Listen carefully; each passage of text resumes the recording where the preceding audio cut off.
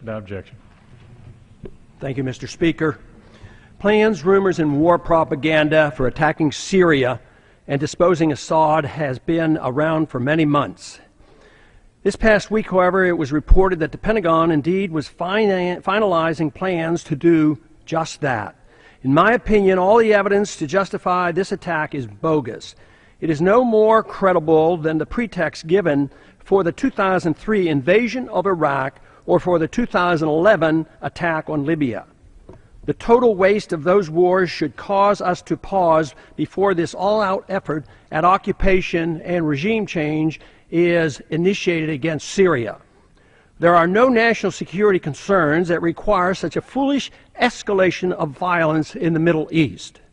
There should be no doubt that our security interests are best served by completely staying out of the internal strife now raging in Syria.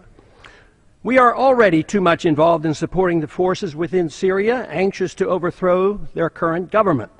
Without outside interference, the strife, now characterized as a civil war, would likely be non-existent.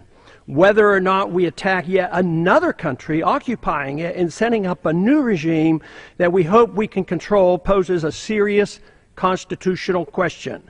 From where does a president get such authority? Since World War II, the proper authority to go to war has been ignored. It has been replaced by international entities like the United Nations and NATO, or the president himself, while ignoring the Congress. And sadly, the people don't object. Our recent presidents explicitly maintain that the authority to go to war is not the U.S. Congress. This has been the case since the 1950s, when we were first taken into war in Korea under a UN resolution and without congressional approval. And once again, we are about to engage in military action against Syria and at the same time irresponsibly reactivating the Cold War with Russia.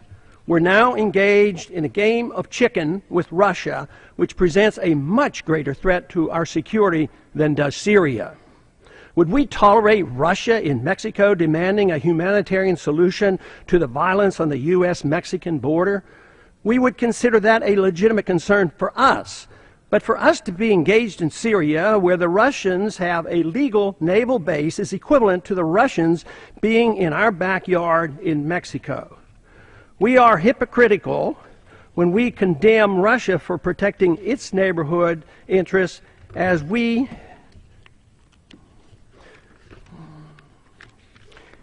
claim we are doing the same ourselves thousands of miles from our shore.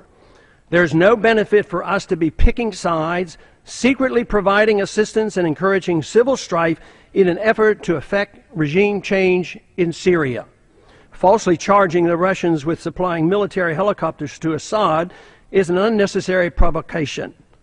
Falsely blaming the Assad government for a so-called massacre perpetrated by a violent warring faction, rebel faction, is nothing more than war propaganda. Most knowledgeable people now recognize that the planned war against Syria is merely the next step to take on the Iranian government, something the neocons openly admit.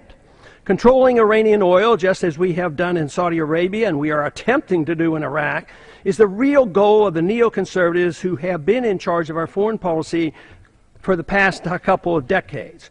War is inevitable without a significant change in our foreign policy, and soon. Disagreements between our two political parties are minor. Both agree the sequestration of any war funds must be canceled. Neither side wants to abandon our aggressive and growing presence in the Middle East and South Asia. This crisis building can easily get out of control and become a much bigger war than just another routine occupation and regime change that the American people have grown to accept or ignore. It's time the United States tried a policy of diplomacy, seeking peace, trade, and friendship. We must abandon our military effort to promote and secure an American empire.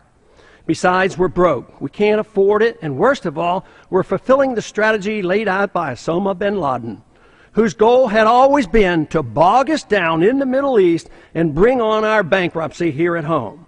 It's time to bring our troops home and establish a non-interventionist foreign policy, which is the only road to peace and prosperity. This week, I am introducing legislation to prohibit the administration, absent a declaration of war by Congress, from supporting directly or indirectly any military or paramilitary operations in Syria. I hope my colleagues will join me in this effort. I yield back the balance of my time.